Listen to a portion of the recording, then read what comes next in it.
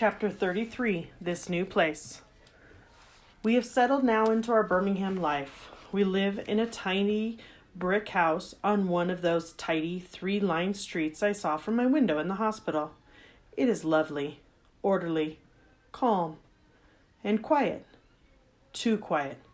There are no children playing cricket in the alleys, no men in the guest room arguing politics, no women on the back porch having a good gossip. My father, who was always the friend of all friends to the men in SWAT, had many visitors, but few real friends here.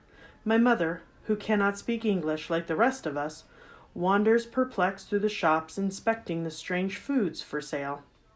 Kushal spends a lot of time alone in his room, wishing, I think, for his old life. And the other day I heard Atal, who has the sunniest nature of us all, crying because he had no one to play with. We are just a few feet away from the next house, but for all we know of our neighbors, it might as well be a mile. As my father says, we live in a neighborhood, but we rarely see the neighbors. Whenever we go out, people approach us and ask to take a picture with me. I don't mind. I understand that the people who come up to me are the same ones who gave me support when I needed it, and who gave me courage now to keep going. It's odd to be so well known, but to be lonely at the same time. Meanwhile, we have all adapted, little by little, to this new place.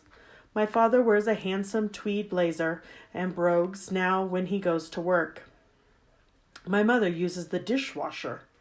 Kushal is having a love affair with his Xbox, and Atal has discovered Nutella. I still go to the hospital for regular physiotherapy sessions to learn how to move my facial muscles.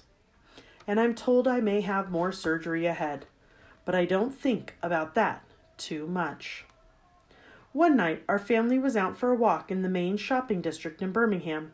I was marveling at all the different types of people in this city. Unlike in Mangora, where everyone looks the same, here there were all kinds of people. Freckle-faced boys in soccer jerseys, black women with long braids, men in business suits and women in business suits, conservative Muslim women in burqas, and young Muslim women in jeans and headscarves. All of a sudden, a young man called out to my father from behind us.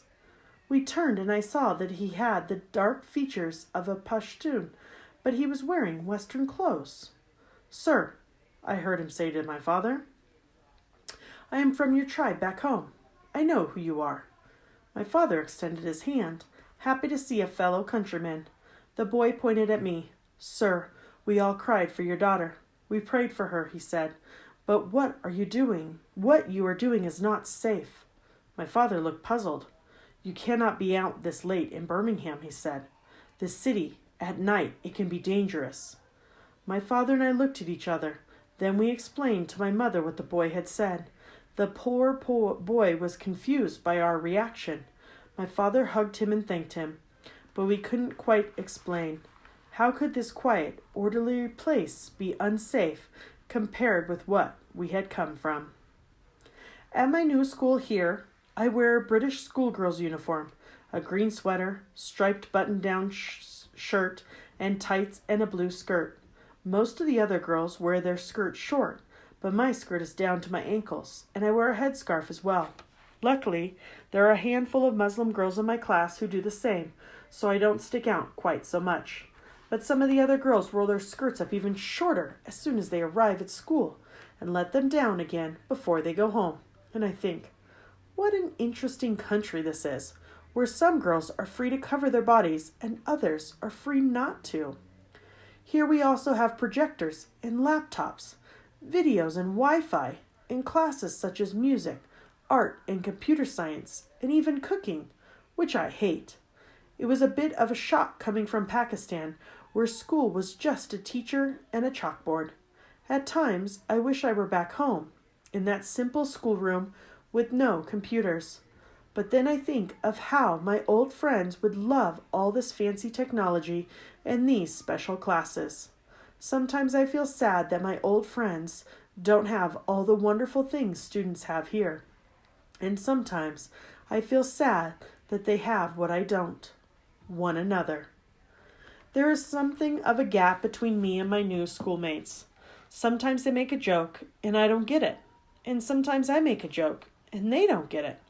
Their manner with one another is also quite free compared with the way girls are in Pakistan. I want to join in, I want to have fun, but I don't quite know how. And I cannot be too cheeky. I am expected to be good. I am a good girl. I always have been. But now, I tell myself, I must really be good. So I take extra care with what I say and do.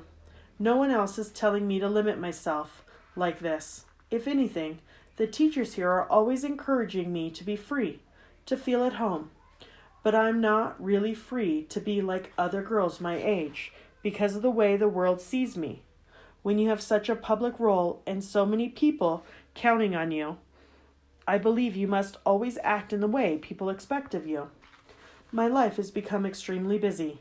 I am making books, documentary and speeches, and I am meeting interesting people, doing social media campaigns, and engaging in humanitarian work. I get to do so many exciting things and go to so many exciting places, but so much travel while trying to keep up with my studies and exams isn't easy. I am only human, and sometimes I get tired. Some days I wish I could just sit on the couch and watch Mind Your Language or Skype with friends, but I take the work I'm doing very seriously, always. I haven't got a best friend here, like Moniba, or even a rival friend, like Malka Noor. But girls at my new school are very kind to me, and I'm beginning to make friends.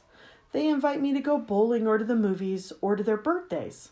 They are lovely girls, kind and fun, but it's not the same as it was back home. There I was just Malala. Here, at least at the beginning, I was Malala, the girl who was shot by the Taliban. I want to just be Malala again, a normal girl. At first I wondered how I could ever be friends with these girls. I have seen and experienced things they couldn't even imagine. But as time went on, I realized they have had experiences I can't imagine. What I'm finding is that we have much more in common than we have different. And every day we learn something new from one another. And every day I feel a little bit more like plain old Malala, just another girl in the class. But when the day is done and everyone files out for their buses, I think for a moment of the scramble at the end of the day at the Kashal school. I think of how we all tumbled out of the buildings into the Dinah that bumped and bounced along the crazy, crowded streets of Mangora.